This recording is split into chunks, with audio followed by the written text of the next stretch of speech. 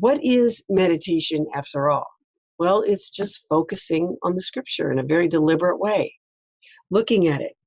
Over the years, over the centuries, since about 400, there's been a certain method that has been very common.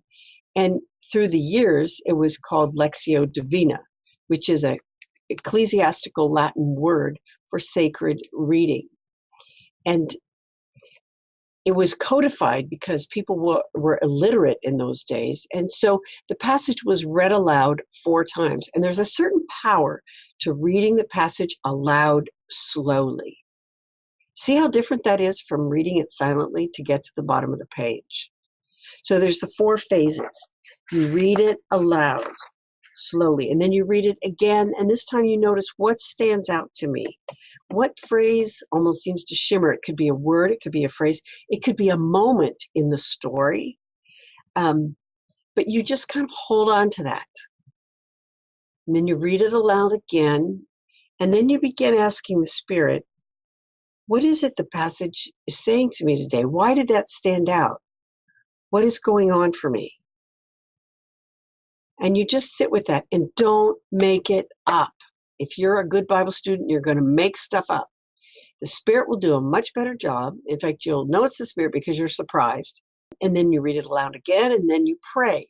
Now, praying in response to scripture reading is really important because what we tend to do is we read the passage and go, oh, I got a few good nuggets, and then we run off.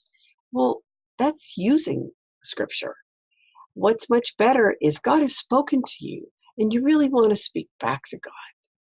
What is it you want to say to God as a result of what you've read? And this isn't some big prayer chore. This is, you might just want to thank God for it. You might want to ask God another question. You may want to complain to God about, why did that stand out? You might want to say, well, I thought it was this, but maybe it's this, and could you help me here? So prayer is such a great response to it. And then finally, contemplatio, or contemplation, or just resting in it, soaking in it, being able to just worship God for what you have seen, being able, if the passage was about Jesus, fixing your eyes on Jesus. And you see there on the screen, you don't have to use the Latin words. Those are on the left. And on the right, we just use read, reflect, respond, and rest. And that can be very helpful to us.